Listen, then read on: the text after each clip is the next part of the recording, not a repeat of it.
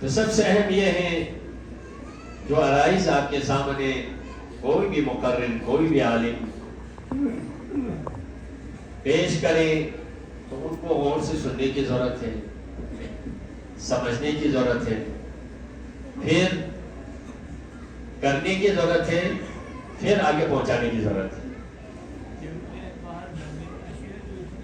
ہم نے ارشاد فرمایا یا ایھا الذین آمنوا، اے ایمان والو جنہوں نے ایمان لایا، وعملوا الصالحات اور نیک کام کیے۔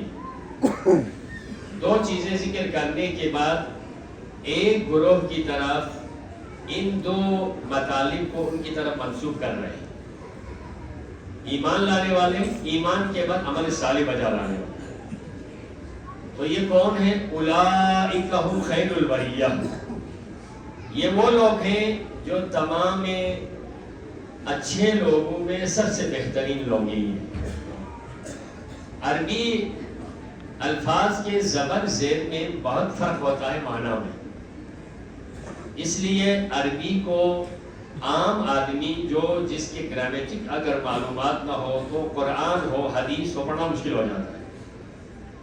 اعراب کی وجہ سے جسے ہم زبر زیر دو زبر دو پیش کہتے ہیں، ان کی وجہ سے معنی بدل جاتے ہیں۔ مثلا میں آپ کو چھوٹی سی مثال دیتا ہوں، ہم نماز میں روز پڑھتے ہیں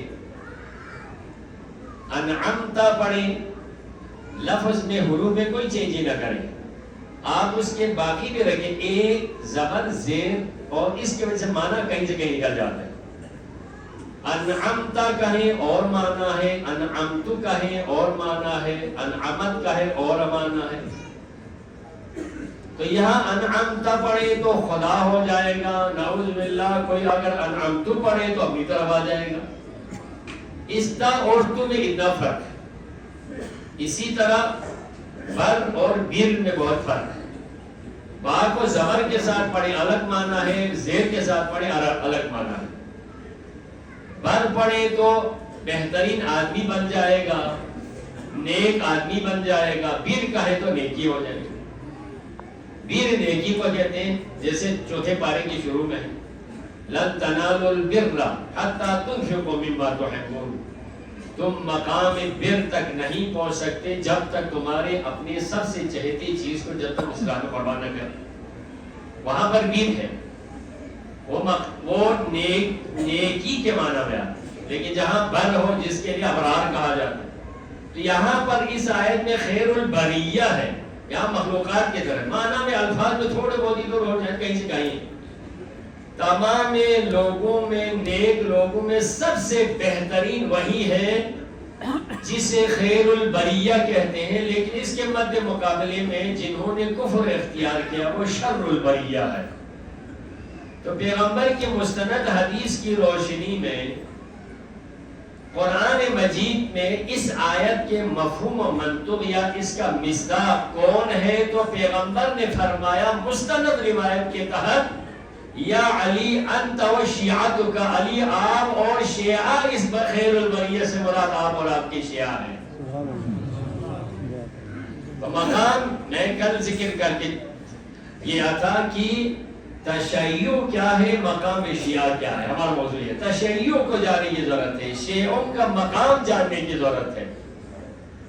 آج دنیا تو جان چکی، لیکن ہمیں ایک وراثتی طور پر ہم ایک شیعہ گھرانے میں پیدا ہو گئے، آل محمد کے ماننے والوں کے گھرانے میں پیدا ہو گئے، ہماری توجہ اس طرف نہیں ہے، تو لہٰذا اس کو سمجھنے کی ضرورت ہے۔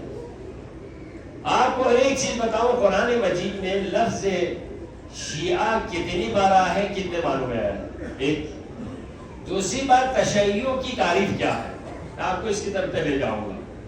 تشیع ظاہری طور پر مکتب کا نام ہے، شیعہ مکتب کے ماننے والوں کا نام ہے۔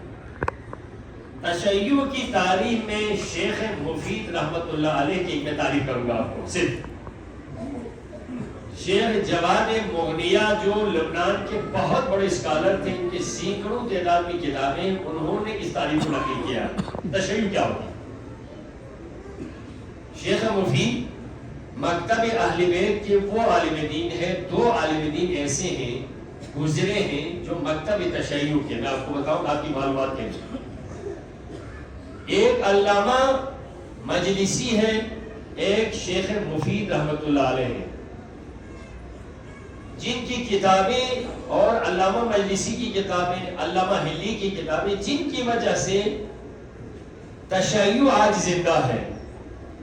اور ان شخصیات میں سے کچھ ایسے ہیں جن کے بچپنے اور رات کے متناسب نیند کے اوقات کو، کھانے پینے کے اوقات کو نکال کر جو ان کی زندگی کے علمی اور تعلیمی تبلیغی دورانیے کے سانس کو اور کتابوں کے حروف کو اگر کمپیئر کر لیں تو دونوں برابر ہو جاتے ہیں. اتنی کتابیں ان کی ہیں کہ ان کے سانس اور حروف کے کتابوں کے حروف برابر ہیں. اتنی انہوں نے مکتب کے خدمات انجام دی. وہ فرماتے ہیں تشیع کیا؟ فرماتے ہیں التشیع فی اصل اللغت، تشیع کا مطلب لغت میں، عربی زبان میں کسے کہتے ہیں؟ کہتے ہیں التدین والولا، دینی اعتبار سے اور محبت کے ساتھ، الاتباع، اتباع کرنا، بالتدین والولا، دینی اعتبار سے اور محبت کے ذریعے سے اتباع کرنا، للمتبوع اخلاصا، جو اپنے متبوع جس کی وہ پیروی کرتے ہیں خلوص نیت سے اس کی پیروی کرنے کو تشیع کہتے ہیں. اب ہم کس کی تشیع کرتے ہیں؟ جس کی پیروی کرتے ہیں. یہ تو تشیع ہو گئے. تشیع میں کسی کی پیروی ہوتی ہے، منمانی نہیں ہوتی، رول ماڈل کی طرف جانا ہوتا ہے. اپنے جو جی میں آ جائے وہ کرے، وہ تشیع نہیں ہوتا. تشیع میں ہمیشہ کوئی رول ماڈل ہوتا ہے، اپنے پیشرو ہوتا ہے، ان کے سامنے ان سے آگے بھی نہیں جانا، ان سے بہت پیچھے بھی نہیں رکھنا. اسی سے جنازے کے ساتھ جانے والوں کو کیا کہا جاتا ہے جی؟ تشییع جنازہ. ہے نا جی؟ تشییع جنازہ کیا؟ اب ہمارے بہت سارے کچھ ایسے بھی ہیں جو جنازے سے پہلے جاتے ہیں، کیوں؟ اپنے اسٹیٹس کو بڑھانے کے لیے. نہیں جناب، جنازے سے پہلے جانا کراہت ہے. جنازے سے پہلے مت جاؤ. جنازے کو آگے آگے رکھ کر پیچھے، بہت پیچھے بھی نہ رکھے، جنازے سے آگے بھی نہ رکھے، ساتھ ساتھ جنازے کے ساتھ رکھنے کو تشییع کہتے ہیں. تو تشیع بھی کسی کی پیروی میں محبت کے ساتھ، اخلاص کے ساتھ، دین سمجھ کے کسی کی پیروی کے ساتھ جانا. اب کس کی پیروی کے ساتھ؟ اب اسی لیے قرآن میں لفظ شیعہ دو معنوں میں آیا ہے. ایک پیروکار یعنی پیروی کرنے والا، ایک ہے حامی حمایت کرنے والا. پیروی کے لیے قرآن مجید میں اتباع آیا ہے، پیروی کے لیے اتباع آیا ہے. جیسے قرآن مجید میں کچھ لوگوں نے کہا اطاعت الگ ہے، اتباع الگ ہے. اطاعت حکم ماننے کو کہتے ہیں، اتباع پیروی کرنے کو کہتے ہیں. پیروی یعنی کیا؟ پیروی میں آپ دیکھیں یہ مرکب لفظ ہے. پے پاؤں روی پر چلنا، پاؤں پہ پاؤں رکھ کے چلنا، ادھر ادھر نہ جانا. پیروی اس کے معنی میں آتے ہیں. کوئی آگے جا رہے اس کے قدم میں قدم رکھ کے جانا. نہیں، اسی لیے آپ دیکھیں اتنی پیروی مولا علیہ السلام نے کی، یعنی قدم قدم پہ رکھا. کہاں؟ میدان مباہلہ میں. پیغمبر اکرم جب میدان میں آئے نصارائے نجران کے مقابلے میں، تو پیغمبر خود آگے ہیں، گود میں امام حسین ہے، ہاتھ تھامے حسن مجتبیٰ ہے، پیچھے فاطمہ زہرا ہے، فاطمہ زہرا کے پیچھے علی مرتضیٰ ہے. محمد آل محمد اللہم صل علی محمد. علی فاطمہ کے پیچھے کیوں؟ مقام تو علی کا فاطمہ سے پہلے بنتا ہے نا. لیکن میدان میں آنا بھی ضروری تھا، لیکن علی کو پیچھے رہنا بھی ضروری تھا. آپ کو مطلب یہاں پر پیروی کا میں آپ کو قرآنی جو تاریخ کے اعتبار سے اصل قرآن ذکر کر رہا ہوں. ہونا یہ چاہے پیغمبر آگے ہیں تو حضرت علی کو آگے ہونا چاہیے، پھر اس کے بعد حضرت زہرا آنا چاہیے. یعنی ایسا ہے نا، مقام تو ہی بنتا ہے. مولا کائنات حضرت زہرا کی شان بہت بڑی ہے، لیکن پھر بھی بحیثیت شوہر اور بیوی کے حضرت علی کو آگے ہونا چاہیے، خاتون جنت کو پیچھے. لیکن علی پیچھے اس لیے رہے کہ علی اس طرح سے میدان میں چل رہے تھے، خاتون جنت عصمت کی ملکہ آگے ہے، علی پیچھے پیچھے ہے، علی جہاں جہاں زہرا کے قدم ہے پیچھے سے زہرا کے قدم کو مٹاتے مٹاتے آ رہے ہیں، تاکہ بعد میں زہرا کے قدم کے نشان بھی باقی نہ رہے کہ اتنے عصمت کی ملکہ ہے زہرا۔ آپ کو اس سے اندازہ ہوگا زہرا کی اتنی شان ہے، پھر زہرا کی بیٹیوں کے کتنا مقام ہے، اس سے آپ اندازہ کر سکتے ہیں۔ تو پیے روی اسے کہا جاتا ہے جسے اتباع ہے۔ قل ان کنتم تحبون اللہ فاتبعونی یحببکم اللہ۔ اللہ نے ایک آرڈر دیا تھا، کچھ لوگوں نے کہا ڈائریکٹ ہم خدا سے مانگتے ہیں، اللہ سے محبت کرتے، پیغمبر کو خاطر میں نہیں لا رہے تھے، اس وجہ سے اللہ نے آیت نازل کی، میرے حبیب ان لوگوں سے کہہ دینا اگر تم مجھ سے محبت کرتے ہو تو آپ کی پیروی کریں۔ پیروی یعنی پیروی پریکٹیکل کا نام ہے، اتباع آرڈر کے حکم کو ماننے کا نام ہے۔ اللہ کی پیروی نہیں ہوتی، اللہ کی اطاعت ہوتی ہے، رسول کی پیروی بھی ہوتی ہے، اطاعت بھی ہوتی ہے۔ اسی لیے حکم رسول کی اتباع کا بھی ہے، اطیعوا اللہ و اطیعوا الرسول بھی ہے، لیکن اتباع رسول بھی ہے۔ تو تشیع شیعہ اسے کہتے ہیں جو اپنے سے پہلے کی پیروی کرے، قدم پہ قدم رکھ کے چلتے رہیں، اس کو شیعہ کہتے ہیں۔ اس کو پیروی، شیعہ کا لفظ پیروی ہے۔ قرآن میں ایک معنی پیروی کے لیے آگے ہے، ایک معنی حامی کے لیے آئے، دو پیغمبروں کے ماننے والوں کے لیے استعمال ہوا۔ ایک بنی اسرائیل کے حضرت موسیٰ کے ماننے والوں کے لیے ذکر ہوا، ھذا من عدوہ وھذا من شیعتہ۔ دو آپس میں لڑ رہے تھے، ایک موسیٰ کے حامی ہے، ایک فرعونی ہے، تو وہاں پر لفظ شیعہ موسیٰ کی حمایت کرنے والوں کے لیے استعمال ہوا۔ قرآن میں دو لفظ ہے، دو دفعہ ہے پورے قرآن میں، کوئی کسی مکتب کا نام قرآن میں نہیں ہے سوائے شیعوں کے، شیعوں کے دو دفعہ ہے۔ دوسرا حضرت ابراہیم علیہ السلام کے بارے میں ہے، حضرت ابراہیم کون تھے؟ تو حضرت ابراہیم کے بارے میں یہ لفظ ملتا ہے، قرآن مجید کی آیت ہے وَإِنَّ مِن شِيعَتِهِ لَإِبْرَاهِيمَ۔ حضرت نوح کی پیروکاروں میں حضرت ابراہیم بھی تھے۔ یعنی بہت سارے، آپ کو پتا ہے دنیا میں سلسلہ چلا تھا ہدایت کا، حضرت آدم سے لے کر نوح تک شریعت نہیں تھی، حضرت آدم سے لے کر نوح تک شریعت نہیں تھی، کیا پھر کس چیز کو پیروی کرتے تھے؟ بہت سارے اعتراضات ہو سکتے، شریعت تھی نہیں، شریعت ابھی آئی نہیں، دین آیا ہے شریعت آئی نہیں، لیکن لوگ کس پہ عمل کرتے؟ فطرت پہ عمل کرتے تھے، لوگ فطرت پہ عمل کرتے، فطرت سلیم پہ عمل کرتے تھے، ان کے تضادات ابھی اتنے زیادہ نہیں تھے، مفادات کا ٹکراؤ اتنا نہیں تھا، جس کی وجہ سے فطرت پہ عمل کرتے تھے۔ جب حضرت نوح کا زمانہ آ گیا، انسانی آبادی بڑھ گئی، اللہ تعالیٰ نے دین کو نظام کے ساتھ ساتھ پریکٹیکل عمل کرنے کا، عبادات کا سلسلہ شروع کر دیا۔ اسی کو قرآن مجید میں دو جگہوں پر ذکر کیا ہے، جو صاحب شریعت پیغمبر وہاں سے شرع لکم من الدین ما وصى به نوحا وابراہیم وموسیٰ وعیسیٰ ان اقیموا الدین ولا تتفرقوا فیہ۔ جس شریعت کے ہم نے آپ کی طرف وہی بھیجی ہے، اس میں سب سے پہلے نوح ہے، پھر ابراہیم ہے، پھر موسیٰ ہے، عیسیٰ ہے، تو 5 شریعتیں ہوگی۔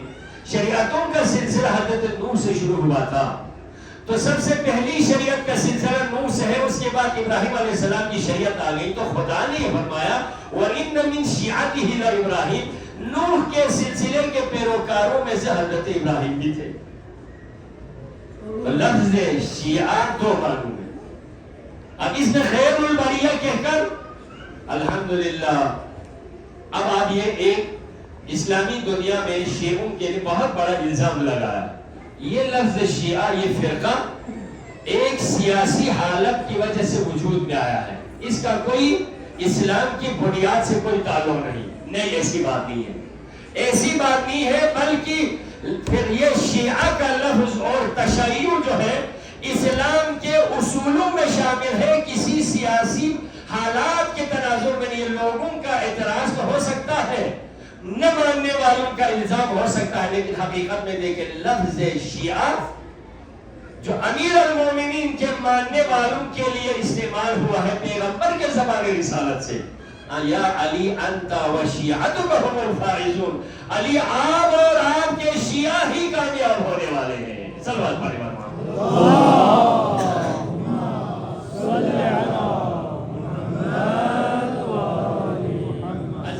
ازروی قرآن، لفظ شیعہ اور ازروی حدیث یہ پیغمبر کے ماننے والے اور امیر المومنین کے ماننے والوں کے لیے خصوصی طور، لیکن یہ بہت ہی زور پکڑا کب؟ خلفائے ثلاثہ کے بعد سے، خصوصاً مسلمانوں کے تیسرے خلیفے کے دور میں یہ لوگوں نے سازشوں کے ذریعے سے اس کو خاص سائٹ پہ لگانا شروع کر دیا. نہیں تو کہتے ہیں بخدا اس آیت کی تفسیر میں پیغمبر نے خود فرمایا ہے خیر البریہ سے مراد آپ اور آپ کے شیعہ ہے. یہ پیغمبر کی مستند حدیث ہے. اور پیغمبر کے دور میں ہی جہاں جہاں پر بھی حضرت علی تشریف فرماتے تھے، حضرت علی کو خیر البریہ تشریف لائے ہیں کہہ کر سب خیر البریہ کے نام سے علی کو پکارتے تھے. لیکن یہ کب سے شروع ہوا آپ کو پتا ہے؟ اتنے متعصب لوگ آ گئے، حدیث کو تو مان گئے. پیغمبر کے دور کے بعد آپ یہ دیکھیں دور پیغمبر میں مسلمان 5 چیزوں پر بالاتفاق ہے، کوئی اس میں اختلاف نہیں، کوئی اختلاف نہیں.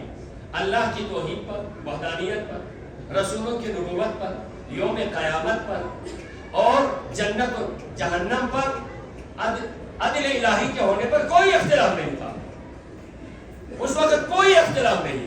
امیر المومنین کو وہی مقام ہے، کبھی بھی پیغمبر کی ذات سے یا ازروی قرآن امیر المومنین کسی بھی لحاظ سے پیغمبر نے کہیں سائڈ کیا ہو یا نعوذ باللہ حضرت علی کو کسی کام سے روک دیا گیا کہیں اس تاریخ نہیں.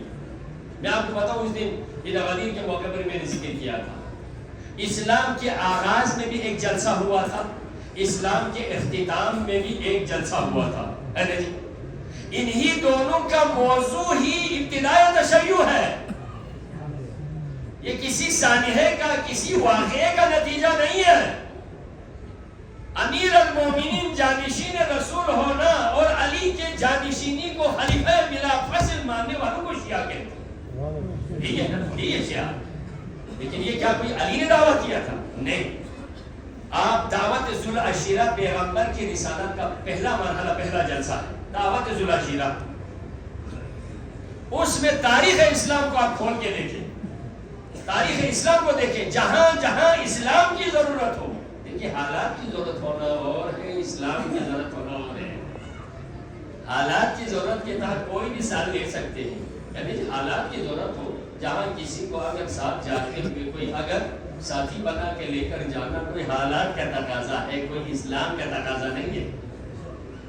تقاضا اسلام وہ ہے خطرے کی جگہ پر سو کے نبی کو بچانا، تقاضا اسلام ہے. حالات کے ساتھ چل کے کہیں ساتھ جانا حالات کا تقاضا ہے، اسلام کا تقاضا نہیں ہے. آپ سمجھئے دونوں کے اگر آیت نازل ہو گئی تو آیت کے مفہوم کو ذرا دیکھ لے. جس کے سونے کو رضا الہی کا خریدار قرار دیں اور جہاں پر حالات کے تناظر میں ساتھ رہنے پر اللہ نے آگے سے تسلی کی آیت بھیج دی. خوف کے ڈر کی وجہ سے جو تسلی کے لیے آیت بھیج دی، آیت کا کوئی اور مفہوم ہے. جہاں پیغمبر اور اسلام کو بچانے کے لیے، جہاں پر پیغمبر کے جگہ پر نیند کو بھی تلوار بنا کے سو جانے کا انداز کوئی اور ہے. محمد آل محمد بلند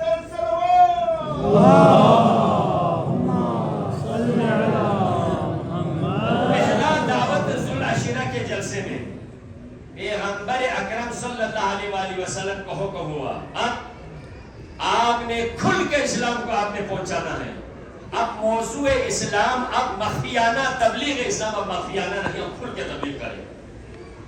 آپ شاید پہلے ذکر کیا تاریخ اسلام میں جو تصدیق کنندہ تھے وہ امیر المومنین تصدیق کنندہ آ گئے. پیغمبر 40 سال تک انتظار میں رہے کہ کوئی گارنٹر آ جائے کہ آپ کی رسالت کی گواہی کے لیے تصدیق کر سکے. 40 سال انتظار کرنے کے بعد 10 سال کی عمر میں مولا علی علیہ السلام کی عمر آ گئے تو پیغمبر نے دعوت ذوالعشیرہ میں اعلان کیا کہ کون ہے، میں ایک دین پہ مبعوث ہوا ہوں، میں ایک شریعت لے کے آیا ہوں، مجھ پر وحی نازل ہو رہی، کون ہے میرے مددگار؟ اب آپ یہ دیکھیں، کیا یہ حالت کا تقاضا ہے یا اسلام کا تقاضا ہے؟ حالت کا تقاضا نہیں ہے، اسلام کو پہنچانے کا مرحلہ آ رہا ہے، تو پیغمبر کی رسالت کے گواہ بننے کے لیے، پیغمبر کی حمایت کرنے والے کے لیے، جس طرح حضرت موسیٰ نے اپنے رسالت کا اعلان اس وقت تک نہیں کیا جب ہارون گرینڈر کے طور پر نہ آئے، یہاں پیغمبر اکرم صلی اللہ علیہ وآلہ وسلم، آپ اس تناظر کو ذرا انتہائی دقت سے آپ دیکھیں، پیغمبر 40 سال تک اپنے مدعا پیش نہیں کر پا رہے۔ اگر حالات کے تناظر کے تحت جانا ہو تو پیغمبر پہلے کہہ چکے ہوتے، مکہ میں کر چکے ہوتے، یعنی جی مکہ میں آپ کے سارے رشتہ دار تھے، لیکن اس وقت تک انتظار کرنا، کوئی اسلام کا تقاضا ابھی پورا نہیں ہوا تھا۔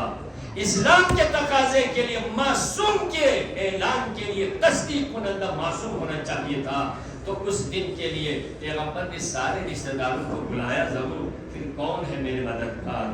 اس کار رسالت میں نبی کی جان کو بچانے کے لیے نہیں، کار رسالت میں حکم اسلام کے لیے، الہی پیغام کے لیے کون ہے جو میری مدد کرنے والا؟ بڑے بڑے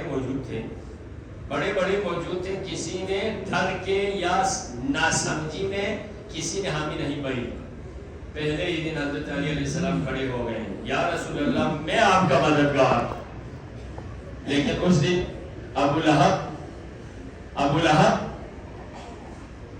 کھڑے ہو گئے اور کہا بیٹھو، بڑے ہو کر ابھی 10 سال کا بچہ تو ادھر بولنا بیٹھ۔ جلسہ ختم ہوا، دوسرے دن پھر بلایا، پھر وہی کھانا کھلایا، پھر اعلان نبی نے کیا کون ہے میری مددگار، میرے اسلام کے مددگار۔ دیکھیں، منصب کے مددگار کچھ اور ہیں، ذات کے مددگار کچھ اور ہیں۔ نبی کو خطرہ نہیں تھا، نبوت کو خطرہ تھا۔ اس لیے آپ اس چیز کو ضرور ذہن میں رکھنا۔ بہت سارے ہم پہ اعتراض کرتے ہیں، آپ اہل بیت میں گھر والے سب کو شامل کیوں نہیں کرتے؟ ہم کرتے ہیں، ہم نبی کے گھر والوں کو اہل بیت میں ضرور شامل کرتے ہیں۔ کرتے ہیں، کس اعتبار سے؟ نبی کے گھرانے میں سب شامل ہے، نبوت کے گھرانے میں سوائے معصوم کے کوئی اور نہیں۔ نبی کا گھرانہ اور ہوتا ہے، نبوت کا گھرانہ اور ہوتا ہے، عالم کا گھرانہ اور ہوتا ہے، علمی گھرانہ اور ہوتا ہے۔ عالم کے گھرانے میں ان پڑھ بیٹا بھی آتا ہے، بیوی بھی آتی ہے، رشتہ دار بھی آتے ہیں، کیوں؟ عالم کا گھرانہ ہے۔ لیکن علم کے گھرانے میں وہ افراد آتے ہیں جو علم کے وارث بن سکے۔ نبی کے گھرانے کے لیے ہے، لیکن آئے تطہیر جہاں اتری ہے وہ نبی کے گھرانوں کے لیے نہیں ہے، بلکہ نبوت کے گھرانوں کے لیے۔ اسی لیے حسین مدینہ میں جب آپ ولید کے دربار میں جا کر آپ نے اپنا تعارف کس انداز میں کیا؟ ایھا الامیر ان اہل بیت النبوہ کہا، ان اہل بیت النبی نہیں کہا، ان اہل بیت النبوہ ومعدن الرسالہ ومحبت الوحی۔ یہاں بات منصب کی چل رہی ہے، رسالت کے، اس میں بھی نبی نے منصب رسالت کو، پیغام رسالت کو پہنچانے کے لیے مدد مانگ رہے ہیں۔ تو لوگ کہتے ہیں مدد صرف خدا سے مانگو، کسی علی سے یا علی مدد مت کہو۔ تو سب سے پہلے ہمیں یہ کہنا چاہیے، نبی خدا سے مدد مانگے نا، کسی سامنے والوں سے مدد کیوں مانگ رہے ہو؟ تو وہاں پر بھی دوسرا جلسہ ہوا، دوسرے جلسے میں بھی یہی حالت ہو گئی، دوسرے جلسے میں بھی 3 دن مسلسل جلسے ہو گئے۔ پھر ابو لہب اپنی جگہ سے کھڑے ہو گئے، اس نے کہا چھوڑو جی کیا کرنے ہیں، علی کو ادھر آپ نے بار علی کھڑے ہو رہے، بیٹھو علی۔ تیسرا دن ہوا، پھر جلسہ ہوا، سب کو کھانا کھلایا، پھر پیغمبر نے وہی دور بلایا، کون ہے جو میرے کار رسالت میں میرے مددگار؟ کوئی کھڑے نہیں ہو گئے۔ آج ایک تاریخی جملہ ذہن میں رکھنا، جو علی اور علی کے بابا پہ اعتراض اٹھانے والے ہیں، دعوت ذو العشیرہ کی تاریخ کو اٹھا کر دیکھو، اس آیت کی تفسیر کو اٹھا کر دیکھو.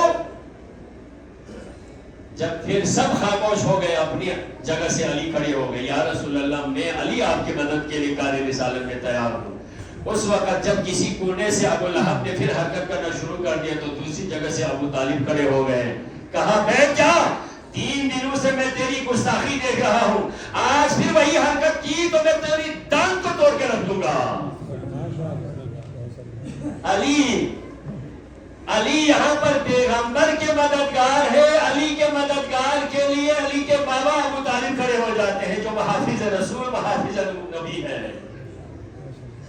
لوگوں نے، وہاں کے لوگوں نے جب پیغمبر کو علی کے 3 دن کی حمایت کا اعلان ہوا تو پیغمبر نے فرمایا یا علی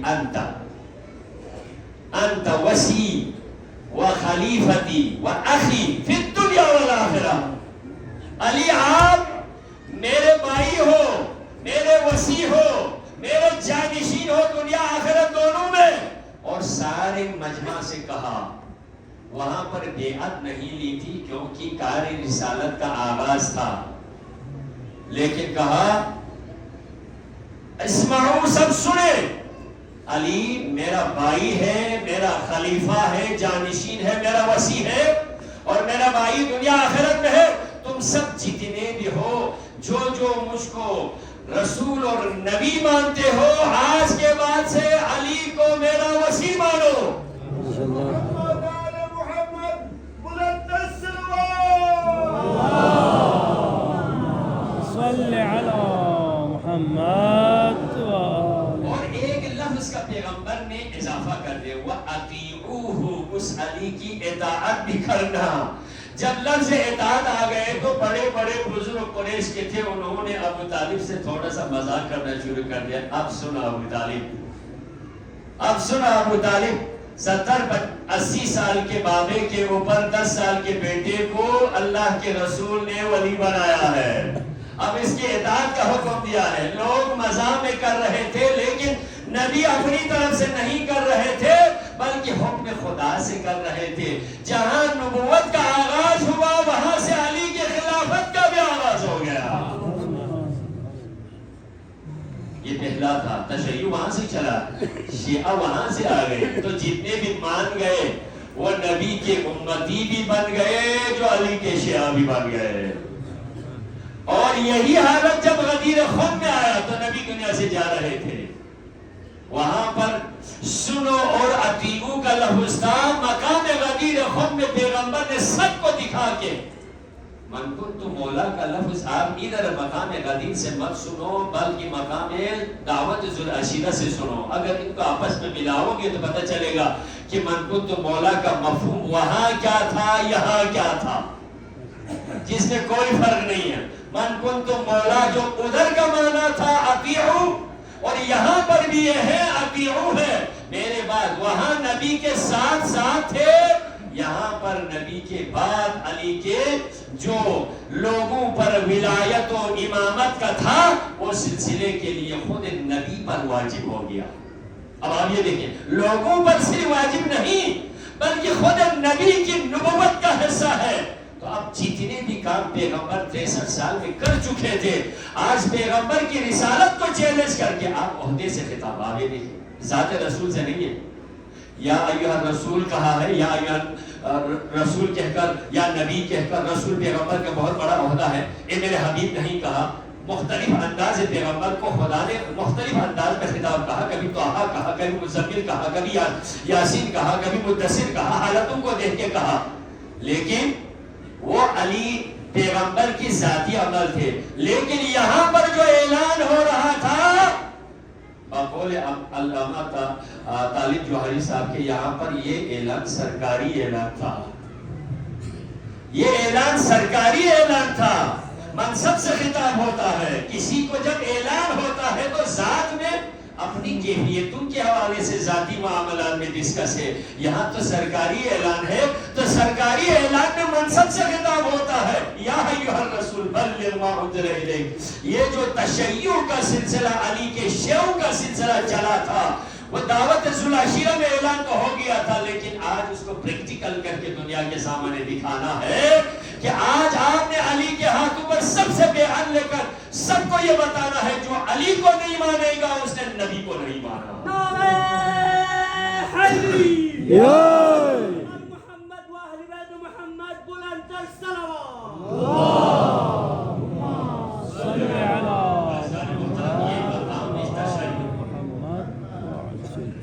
مقام تشیع مقام کو سمجھنے کے لیے دین کو سمجھنے کی ضرورت ہے۔ تشیع یعنی عین دین۔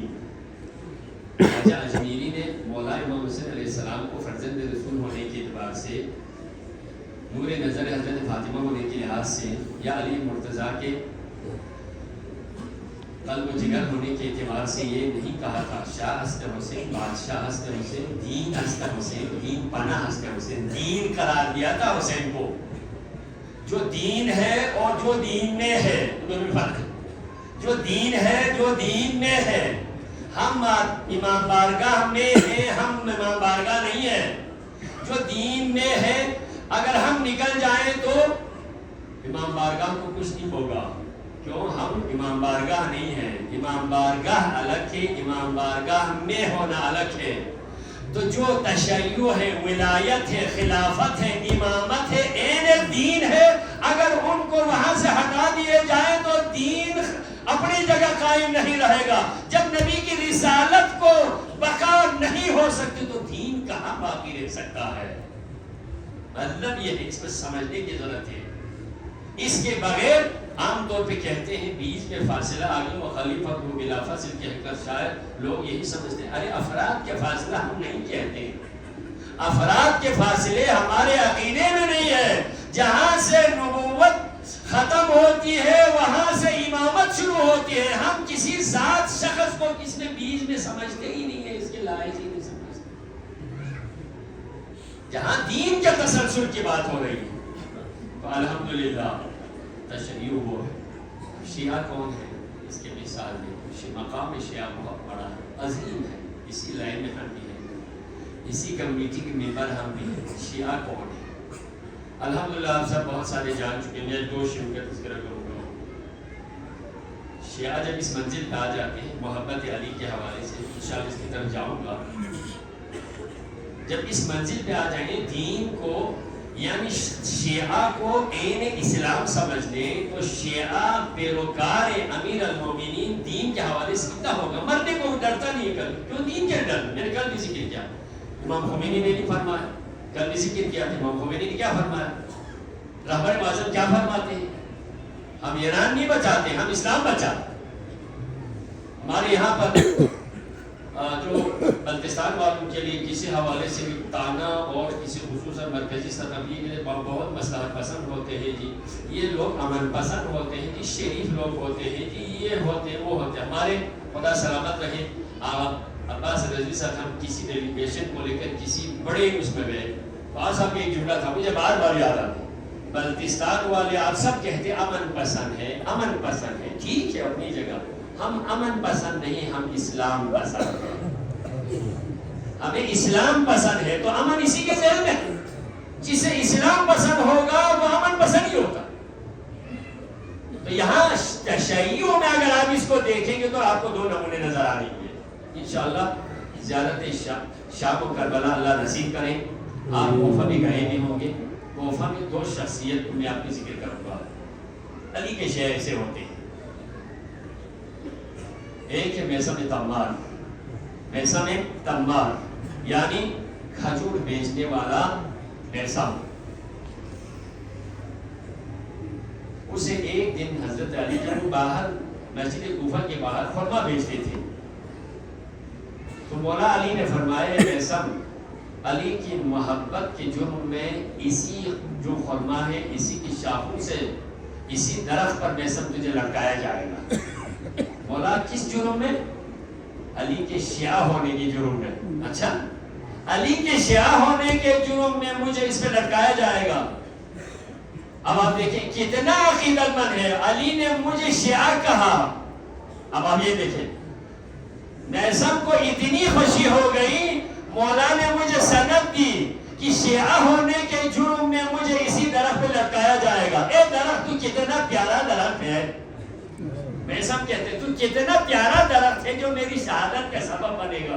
میں سب روز جا کر اس درخت کو پانی پلاتا تھا. درخت تو بڑا خوش نصیب درخت ہے کیوں تیرے اوپر علی کا شیعہ لٹکایا جائے گا. یہ ہے میرے ساتھ, یہ ہے شیعہ جو تشیع کو عین دین سمجھتے ہیں, عین ایمان سمجھتے ہیں, اور ایمان صرف نہیں بلکہ ان کے ماننے والے پیرو جس کے ہے اس علی کو کل ایمان سمجھتے ہیں, کل ایمان سمجھتے ہیں. اس علی کے نام پہ قربان ہونا, کوئی مر جانا, یہ ایک شیعہ کے لیے بس بہت سادہ سا عمل ہے. ان میں سے ایک شیعہ اگر آپ دیکھیں, مسلم ابن عقیل شیعہ ہے. مسلم ابن عقیل جو سفیر حسین ہے, حسین بن کے گئے. جب حکم ہوتا ہے امام وقت کی طرف سے تو کہتے ہیں اس میں نہ کی کوئی گنجائش نہیں ہوتی, ٹھیک ہے جی میں چلا جاؤں گا. جب امام وقت کا حکم آ جائے تو وہاں پر نہ پھر اپنی مرضی نہیں ہوتی. کیوں؟ یہی ہے من کنت مولا کا, جو ولایت حاصل ہے اپنے جسم پر اپنی جان سے بھی زیادہ مولا کے حکم کو زیادہ فوقیت دیتے ہیں. تو جو مولا کی طرف سے حکم ہوا مسلم کوفہ کی طرف چلو, چلے مسلم 15 دنوں میں وہاں پہنچ گئے. حسین بن کے کوفہ میں گئے, حسین بن کے کوفہ میں گئے. اتنی آپ نے وہاں پر امامت کی تبلیغ کی, سب کوفہ والے ظاہری طور پر مولا حسین علیہ السلام کے پیروکار بن گئے. مسلم کے ہاتھوں 18,000 نے بیعت کی. لیکن وقت ایسا آیا جب مسلم یکتا و تنہا ہوا. میں اس تمام کی طرف نہیں جاؤں گا. ہمیشہ مکہ سے جب چلے تھے صورتحال کے بارے میں مولا حسین کو کسی حد تک اندازہ تھا, تو جو بھی کوفہ کی طرف سے آتا تھا اس سے کوفہ کے حالات پوچھتے تھے. کربلا پہنچنے سے پہلے کسی منزل پہ قافلے حسینی رکا ہوا تھا, تو اتنی دیر میں 2 سواری کوفہ کی طرف آتے حسین نے دیکھا. تو مولا حسین علیہ السلام نے ان دونوں کو بلایا, اے مسافر کہاں سے آ رہے ہو؟ انہوں نے کہا ہم کوفہ کی طرف سے. کوفہ کی کیا حالت ہے؟ تو ان دونوں نے کہا یہاں آپ کے قافلے میں کوئی مسلم ابن عقیل اور ہانی کے کوئی قریبی رشتہ دار تو نہیں؟ کیوں؟ خبر اچھی نہیں ہے. ظاہر سی بات ہے, مسلم کی اولاد ہیں, مسلم کے گھر والے ہیں, مسلم کی چھوٹی سی بچی بھی ہے, بہنیں بھی ہیں, سارا کنبہ ہے. حسین نے فرمایا ہم سب رشتہ دار ہیں, لیکن بات خلوت میں کہنے کی ہے. کیا ہوا؟ ہم کوفہ سے نکلے نہیں, واللہ مسلم اور حامی دونوں کو شہید کیے.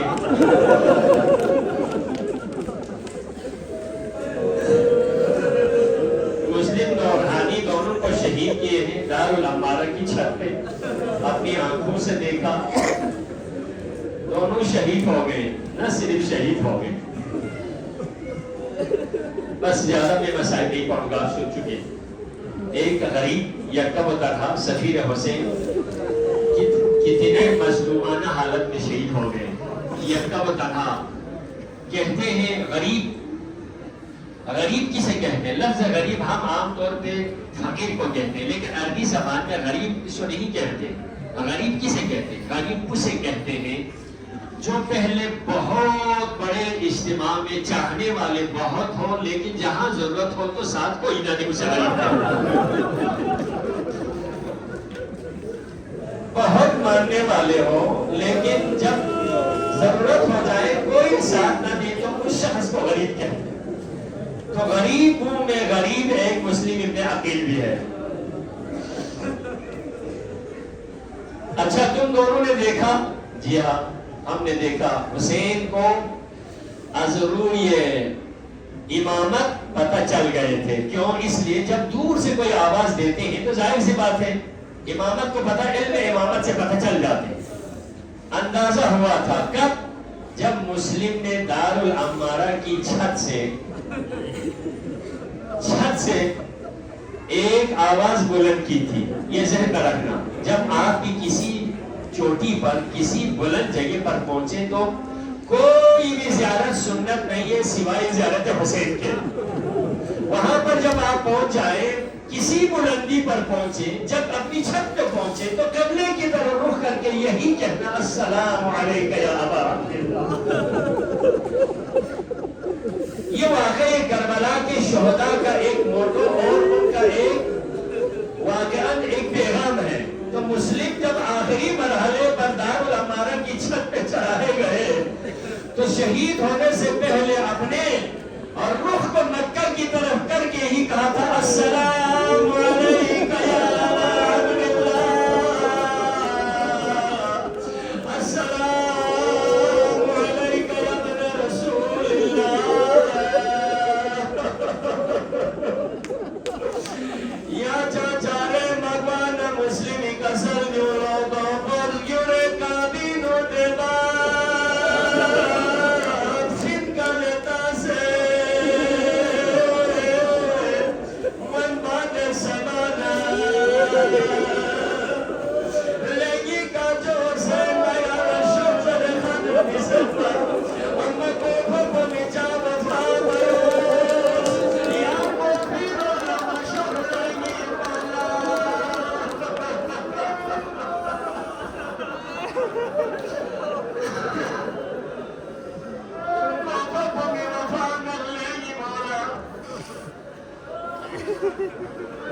قاتل کو سب کس لو اینا مسلم یہاں شولت سرے کاچو فریاد میں نماشا ہو رہے میں واللہ میں اتنانی کاچو لکوفیر المشہر جیسے بغل حسینی جیسے فکر وانے اور حسین نیم کو زہرائی موجود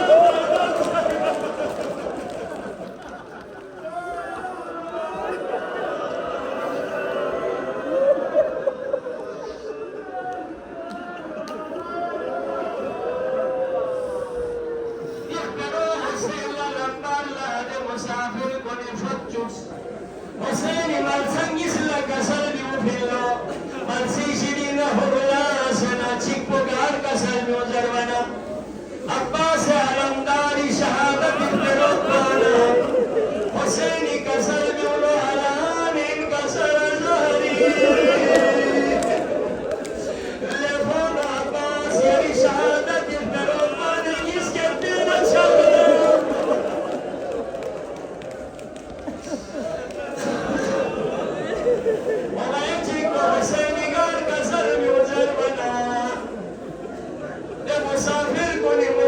شہادت یا کرو حسین لفچو پر منسی شدید اللہ سے دکسر گولو رنگی فونا مسلم کس کے دین چلے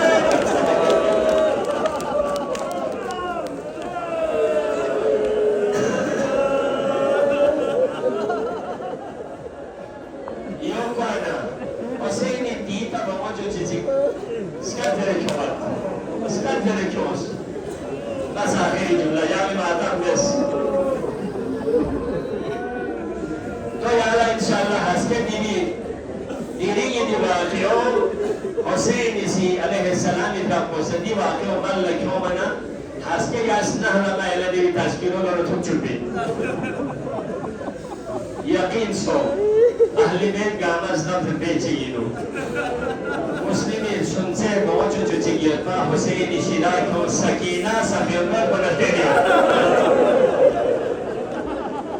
حسینی سکینہ سفیرنا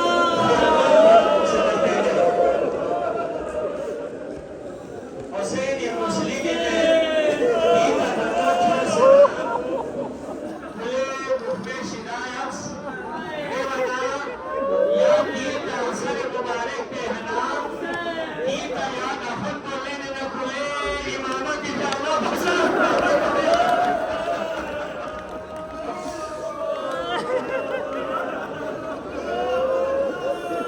نصر نے یتیموں نے پتسوں ہمیں امامت جانا کو بیکا کرنا جامچور دو پر چکتا لو جب نیا چاک کسل نبیلو Baba salamat yun.